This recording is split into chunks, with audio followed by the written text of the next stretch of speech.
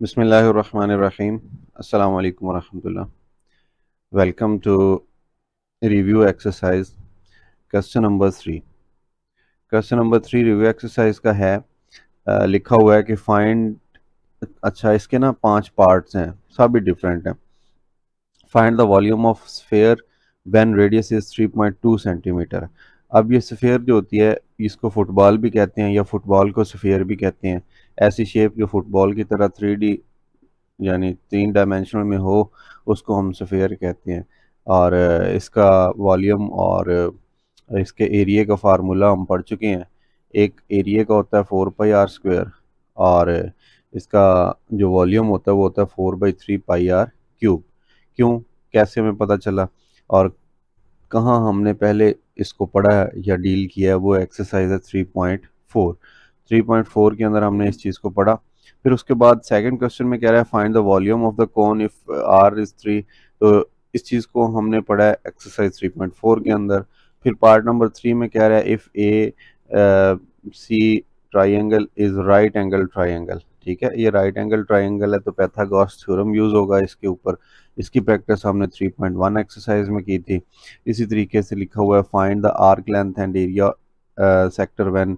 ये दिया गया है, इसका एरिया और मालूम करना है। इसकी प्रैक्टिस हम 3.2 एक्सरसाइज के अंदर पहले कर चुके हैं। आज क्योंकि हम रिव्यू कर रहे हैं, इसलिए मैं थोड़ा जल्दी में इसको सॉल्व करूंगा। अगर आपको कोई प्रॉब्लम हो तो इसी प्लेलिस्ट के अंदर ये जो एक्सरसाइजेज आपको नज़र आ रही हैं 3.4, 3.4, 3.1, 3.2, आप वहाँ जाके इन सब चीज़ों की डिटेल देख सकते हैं। स्फेयर की डिटेल 3.4 में, कोन की डिटेल भी 3.4 के अंदर, राइट एंगल ट्राइंगल की डिटेल 3.1 एक्सरसाइज के अंदर, और जो सेक्टर है उसका एरिया और लेंथ, आर्क लेंथ 3.2 एक्सरसाइज में आप ढूंढ सकते हैं जाके।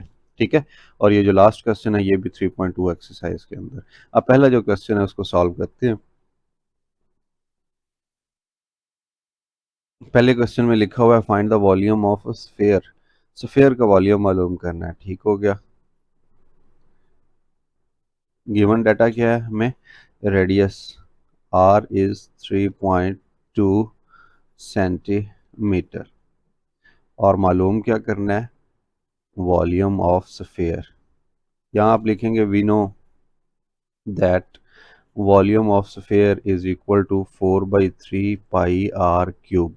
ठीक है, ये मैंने यहाँ लिखे हुए हैं, आपको बहरहाल ये याद करने पड़ेंगे, और मुझे उम्मीद है आपने ये पहले याद कर लिए होंगे जब चैप्टर पढ़ रहे थे आप।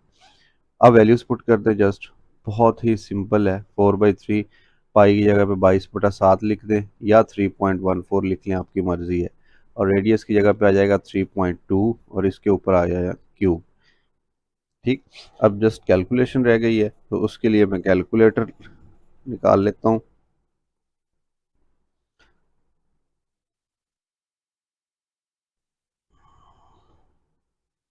जी, ये पहले तो वॉल्यूम, और ये 3.2 है, 3 टाइम मल्टीप्लाई हो रहा है। 3.2 मल्टीप्लाई 3.2 मल्टीप्लाई 3.2, यानी ये 3 दफ़ा ज़रब होगा, ऊपर क्यूब है। फिर ये मल्टीप्लाई हो जाएगा ऊपर वाली रकम के साथ, यानी 22 के साथ।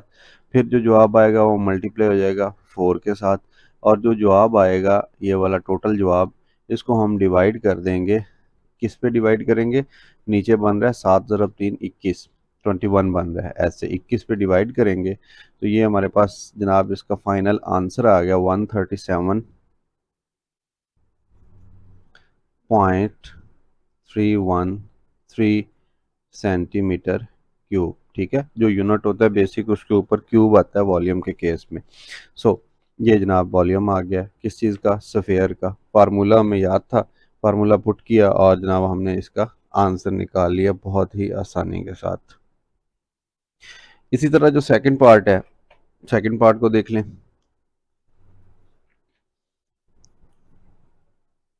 इसमें कह रहा है find the volume of the cone if radius is 3 centimetre and height is 4 centimetre. अब कोन का रेडियस क्या होता है, 1/3 होता है। उसके अंदर आता है 1/3 पाई r स्क्वायर h, ये लिखा हुआ है इधर राइट साइड पे। तो कलर चेंज करता हूँ मैं इस क्वेश्चन को सॉल्व करने के लिए। ऐसे रेडियस 3 सेंटीमीटर और हाइट 4 सेंटीमीटर। गिवन डाटा लिख लिया।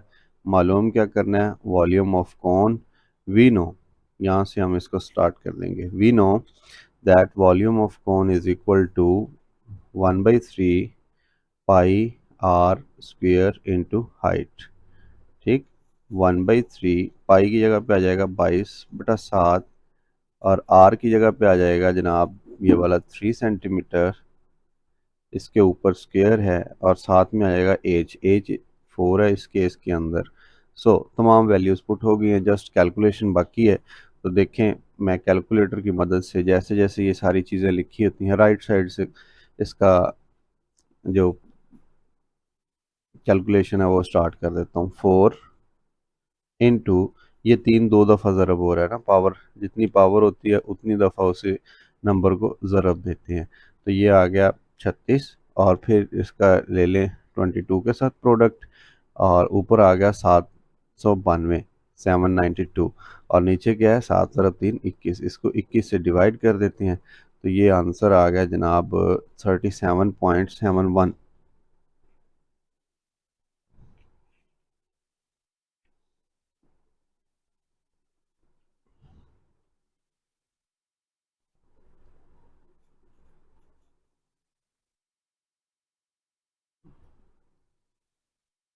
लें जी, पार्ट नंबर 2 भी कंप्लीट हो गया। इसके बाद हम पार्ट नंबर 3 अब देखते हैं नेक्स्ट स्लाइड के ऊपर। ये एक्सरसाइज 3.1 के अंदर आपको मिलेगा और है क्या, ट्राइंगल से रिलेटेड है। ये देखें, यहाँ पे मैं लिखता हूँ सॉल्यूशन पार्ट नंबर 3। लिखा हुआ है if A 2.4 centimetre, C is 2.6 metre, sorry metre है सेंटीमीटर नहीं है, right angle triangle A B C with measurement angle C 90, यानी ये जो सी है ये 90 डिग्री है ऐसे, ये वाला कैपिटल सी। इसके सामने स्मॉल सी होगा जो कि एक साइड है जिसको हाइपोटेनियस कहते हैं। अगर ये बी है तो ये जो एंगल होगा यहाँ पे कैपिटल बी है। अगर ये साइड ए है तो इसके सामने वाला जो एंगल है ये कैपिटल ए होगा, इस तरह से। ठीक है, ये हमने खुद से ड्रॉ किया according to statement of question. कह रहा है कि फाइंड बी, ये अननोन है भाई, इसकी कीमत निकाल के बताएं आप। कब, जब ए की वैल्यू यानी एल्टीट्यूड की जो वैल्यू है वो 2.4 मीटर हो और जो हाइपोटेनियस है इसकी वैल्यू हो 2.6 मीटर। जब ये वाली वैल्यूज़ हों तो फिर ये बी की कीमत निकाले, बहुत आसान है। जस्ट पैथागोरस थ्योरम है कि हाइपोटेनियस का स्क्वायर बराबर होता है एल्टीट्यूड का स्क्वायर प्लस बेस का स्क्वायर। तो मैं यहाँ पे लिख देता हूँ जो गिवन डाटा है, हम पहले वो लिखा करते हैं। हम जब भी फिज़िक्स में आप न्यूमेरिकल सॉल्व करें या मैथ के अंदर अगर आपको क्वेश्चन सॉल्व करें तो सबसे पहले जो गिवन डाटा होता है उसको आपने लिखना होता है स्टेटमेंट से निकाल के। फिर जो चीज़ आपको चाहिए होती है आप उस चीज़ को लिखते हैं, यानी जो फाइंड आउट करनी है। फिर उसके बाद आप फार्मूला यूज़ करते हैं और वैल्यूज़ पुट करके आप इसको सॉल्व कर लिया करते हैं। ये मैं लिख रहा हूँ हाइपोटेनियस का स्क्वायर बराबर है एल्टीट्यूड का स्क्वायर प्लस बेस का स्क्वायर, इसको पैथागोरस थ्योरम भी कहते हैं। ठीक हो गया। अब जो जो वैल्यूज़ गिवन है वो पुट कर दें। सी की वैल्यू गिवन है 2.6 मीटर, इसके ऊपर स्क्वायर है। ए की वैल्यू गिवन है 2.4 मीटर और इसके ऊपर स्क्वायर है। बी तो अननोन है, इसको हमने मालूम करना है। जस्ट कैलकुलेशंस हैं। 2.6 का स्क्वायर देखें, 2.6 इंटू 2.6, 2.6 का जो स्क्वायर आया वो आ गया 6.76। इसी तरीके 2.4 का स्क्वायर है 2.4 इंटू 2.4, 5.76।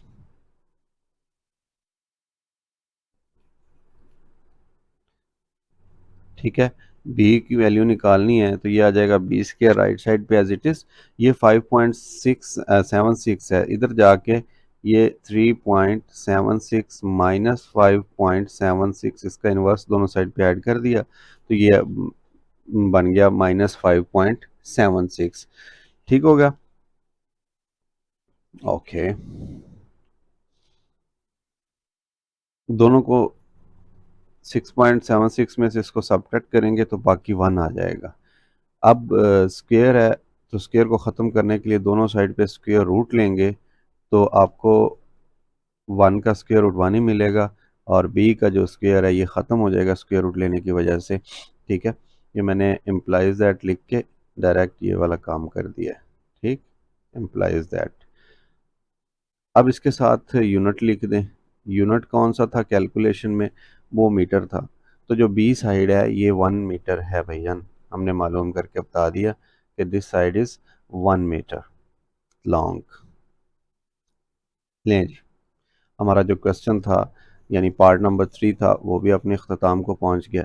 पार्ट नंबर 3 के बाद है find the arc length and area of a sector. तो सेक्टर क्या होता है, एक दायरे का हिस्सा जो दो रेडियस के दरमियान में घिरा हो। जैसा कि ये आपको नज़र आ रहा है, ये एक रेडियस आ गया, एक रेडियस ये आ गया, दो रेडियस हैं और एक इधर से आ जाए आर्क। इनके दरमियान ये जो येलो कलर का हिस्सा आपको नज़र आ रहा है इसको कहते हैं सेक्टर।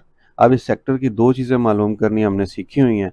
कहाँ पे, एक्सरसाइज 3.2 के अंदर सीखी थी। क्या क्या थी, एक तो आर्क लेंथ मालूम करनी, यानी ये वाली जो लेंथ होती है ये फाइंड आउट करनी जबकि आपको रेडियस और इंटरनल एंगल दिया गया हो।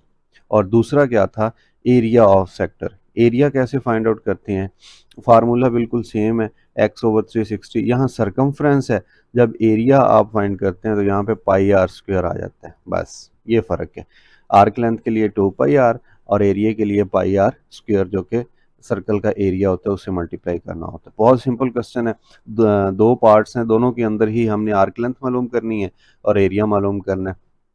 कलर चेंज करता हूँ मैं पेंसिल का और इसको हम स्टार्ट करते हैं। ठीक है, देखिए ये आपको रेडियस गिवन है 5 सेंटीमीटर और आपको जो एंगल गिवन है internal angle that is 60 centimetre 60 degree, sorry ये वाला एंगल 60 डिग्री है और ये जो रेडियस है ये 5 सेंटीमीटर है।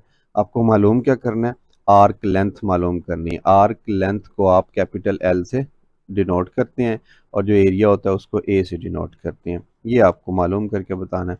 अब यहाँ आप लिखेंगे we know that arc length is equal to internal angle over total angle.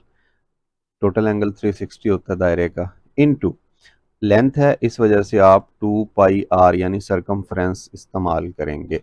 अगर एरिया होता तो यहाँ पे पाई आर स्क्वायर मालूम। ये 3.2 में मैंने डिटेल के साथ सॉल्व करवाया हुआ है। अब क्योंकि रिव्यू है इसलिए थोड़ी सी मेरा जो स्पीड है आपको मे बी वो ज़्यादा लग रही हो। अगर प्रॉब्लम बन रहा है तो आप पहले वो वाली एक्सरसाइजेज सॉल्व कर लीजिए, फिर उसके बाद आप इधर आ। ओके जनाब, तमाम वैल्यूज़ पुट कर दी हैं। देखें x/360, एक्स की जगह पे 60 आ गया, 2 वैसे ही आ गया, पाई की जगह 22/7 और आर की जगह पे 5 आ गया। जस्ट कैलकुलेशन रह गई है तो ऊपर वाले ऊपर मल्टीप्लाई करते हैं, नीचे वाले नीचे मल्टीप्लाई करते हैं। बहुत ही सिंपल वे के अंदर ये सॉल्व हो जाएगा। 5 × 22 × 2, ठीक है, ये ऊपर आ गया। ये तो कैंसिल भी हो रहा है, अगर आप कर लें तो कैसे, 0 से 0 कैंसिल हो गया और 6 6 6 6 36।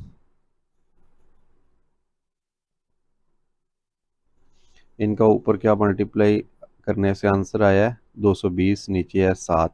अब 220 ऊपर 1 से ज़रब हो जाएगा और नीचे 7 6 टाइम आएगा तो 42 आ जाएगा। ठीक है, इसको 42 से डिवाइड कर दें तो ये कितना आ गया, आर्क लेंथ ये आ गया 5.23 और 3 को 4 कर लें बिकॉज यहाँ पे राउंड ऑफ हो रहा है, इसके बाद 8 आ रहा था। इसका यूनिट क्या होगा, ऊपर सेंटीमीटर लेंथ में यूज़ हुआ है तो ये भी सेंटीमीटर होगा। ठीक हो गया, तो ये आर्क लेंथ थी 5.24 सेंटीमीटर मालूम कर ली। इसी क्वेश्चन की दूसरा पार्ट उसने कहा था कि आप हमें मालूम करके बताएं इसका एरिया कितना होगा सेक्टर का। तो सेक्टर का एरिया फाइंड आउट करने के लिए ना यहाँ आप लिखेंगे ए, बल्कि मैं पहले लिख देता हूँ, we know that area is equal to x/360। Circumference के लिए 2 पाई आर होता है आर्क लेंथ मालूम करनी हो तो, और जब एरिया होता है तो उसके लिए हम इसको मल्टीप्लाई करते हैं पाई आर स्क्वायर के साथ। ओके, एक्स की वैल्यू 60 है और ये 360 है। डिग्री में ऊपर एक दफ़ा नहीं लिख रहा क्योंकि कैलकुलेशंस हम कर रहे हैं, तो 22/7 है। रेडियस कितना था, 5 था। अब यहाँ आ गया 5 का स्क्वायर। ये तो जैसे पहले हमने कैंसिल किया 6 टाइम होता है, और ऊपर क्या रह गया, 22 × 25, 22 × 5 का स्क्वायर, 5 को 2 दफ़ा मल्टीप्लाई कर लें, ठीक है, 550 ऊपर आ गया,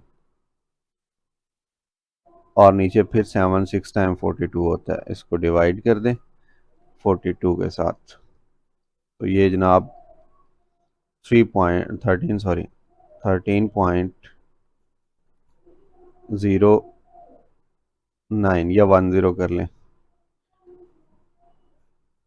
सेंटीमीटर है, और एरिया होने की वजह से इसके ऊपर आ जाएगा स्क्वायर। तो ये जनाब एरिया है किस चीज़ का, इस सेक्टर का, जिसकी रेडियस 5 है और जो इंटरनल एंगल है वो 60 है। बिल्कुल इन्हीं स्टेप्स के ऊपर आप ये वाला क्वेश्चन पार्ट नंबर बी भी सॉल्व कर सकते हैं। मैं आपको पार्ट नंबर बी की जो क्रेडेंशियल्स है, जो आंसर्स हैं, वो बता देता हूँ।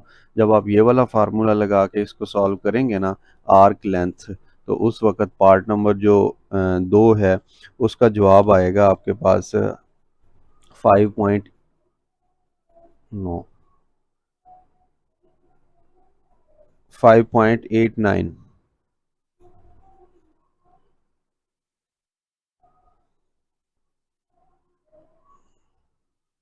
सेंटीमीटर।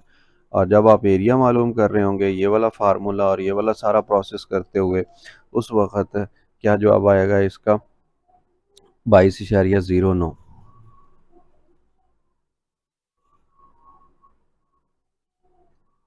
ठीक हो गया, सारी यही कैलकुलेशन है। जस्ट क्या होगा कि आर की जगह पे 7.5, यहाँ पे यहाँ पे आर की जगह, और यहाँ पे 7.5, और जो एंगल है यहाँ पे 60 हम यूज़ कर रहे थे, वहाँ पे आ जाएगा जनाब 45 डिग्री। बस बाकी सारी कैलकुलेशन ऐसे ही है, तो आप इसीलिए इसको सॉल्व कर सकते हैं। आंसर मैंने आपको बता दिए।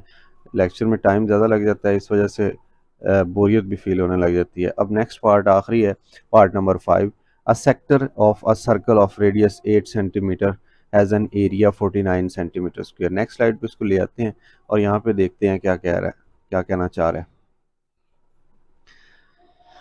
एक सेक्टर है, पहले तो सेक्टर ड्रॉ करते हैं।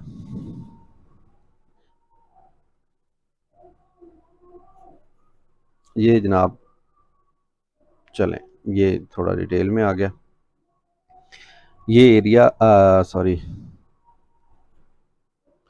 ये आ गया जनाब सेक्टर। सेक्टर का ये वाला एरिया ये गिवन है क्वेश्चन के अंदर। कह रहा है a sector of a circle radius 8 centimetre, इसका जो रेडियस है वो 8 सेंटीमीटर है, ठीक, और area 49 centimetre square, 49 centimetre square. Find the length angle at the centre of the sector. ये जो एंगल है एक्स, इसको मालूम करें। तो ये आर्क लेंथ का फार्मूला दिया गया है, इसको अगर मैं चेंज कर दूं एरिया के फार्मूले में, तो लेंथ की जगह पे ए आ जाएगा, और यहाँ पे जो सरकमफ्रेंस है उसकी जगह पे आ जाएगा पाई आर स्क्वायर, या एरिया लिख लें आप, पाई आर स्क्वायर। बस ये थोड़ी सी तब्दीली है, ये तब्दीली करके हम इधर लिख देते हैं। हमें चाहिए क्या, मैं लिख देता हूँ जनाब, radius 8 centimetre, area 49 centimetre square. Find the angle, angle किसको डिनोट करना है, एक्स से एंगल मालूम करना है। तो फार्मूला क्या है एरिया वाले का, area is equal to internal angle over total angle into pi r square area के केस में। ठीक हो गया। अब जो जो चीज़ें गिवन है यहाँ पुट कर दें। हमें क्या गिवन है, रेडियस गिवन है, ठीक है, उसके बाद एरिया गिवन है। तो मैं क्या करता हूँ, ये एरिया की जगह पे 49 लिख देता हूँ, और एक्स तो हमने मालूम करना है, इसको एज इट इज़ लिख दें, 360 नीचे लिख दें, और पाई की जगह पे मैं लिख देता हूँ 22/7, और रेडियस की जगह पे मैं लिख देता हूँ 8, इसके ऊपर आ जाएगा स्क्वायर।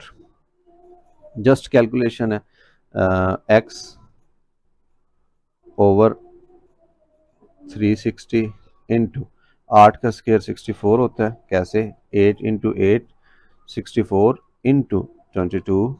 ठीक हो गया। ये कितना आ गया इन दोनों का जवाब? 1408 डिवाइडेड बाई 7। और इधर क्या है? 49। अब देखें, हमें तो चाहिए ना सिर्फ एक्स की वैल्यू, बाकी तमाम जो कीमतें हैं वो हमारे लिए एक्स्ट्रा हैं। तो ये 49 ऑलरेडी लेफ्ट साइड पे मौजूद था। इधर से क्या हुआ कि ये जो 360 था ये बटे के नीचे था, इधर आके बटे के ऊपर मल्टीप्लाई हो जाएगा। इधर जो 7 नीचे था बटे के, वो इधर आके मल्टीप्लाई हो जाएगा। यानी इन्वर्स होता है ना काम। जब आप बराबर के दूसरी साइड पे जाते हैं तो रकमें और निशान जो होते हैं एडिशन के अंदर वो चेंज हो जाते हैं, और जो रकमें होती हैं वो उल्ट हो जाती हैं मल्टीप्लिकेशन के अंदर। और ये क्या था? 1408 बटे के ऊपर था, उधर जाके बटे के नीचे हो गया जनाब। ये तमाम जो वैल्यूज़ लिखी हुई हैं मैं इनको अगेन लिखता हूँ ऐसे ही। 49 इंटू 360 डिग्री इंटू 7। लें जी, ये आंसर आ गया। इसको डिवाइड कर देते हैं 1408 के साथ, तो जो फाइनल आंसर बनेगा आपके पास वो आ गया 87.69। अभी 18, ये क्या चीज़ है? इसको इंटरनल एंगल बोलेंगे। और इसको लिखेंगे कैसे? 87.69 है, इसको राउंड ऑफ करके आप 70 भी लिख सकते हैं। यानी ये 8 राउंड होगा तो ये 10 बन जाएगा, 0 और 1 हासिल। तो ये मैं लिख ही देता हूँ 7 और यहाँ पे 0, 70 डिग्री। क्योंकि ये एंगल था इस वजह से इसके ऊपर डिग्री आएगा। तो ये जनाब आखिरी क्वेश्चन था आज का हमारा, क्वेश्चन नंबर 3 का पार्ट नंबर 5, जिसके अंदर हमने सेक्टर को यूज़ करते हुए सेक्टर का इंटरनल एंगल फाइंड आउट किया जब एरिया गिवन था। इसी तरह अगर सर्कमफ्रेंस गिवन होता तो आप सर्कमफ्रेंस वाला फार्मूला यूज़ करते और तमाम रकमें दूसरी साइड पे ले जाते, जो अननोन एंगल होता है उसको मालूम कर लेते। तो जनाब अपना बहुत सारा ख्याल रखिए। इस जो लेक्चर है अपने उस्ताज़ा के साथ, अपने दोस्तों के साथ, रिश्तेदारों के साथ शेयर कीजिए। चैनल को लाजमी सब्सक्राइब कीजिए, लाइक कीजिए, कमेंट कीजिए और मैक्सिमम मैक्सिमम शेयर कीजिए। अपना बहुत सारा ख्याल रखिए। अल्लाह हाफ़िज़।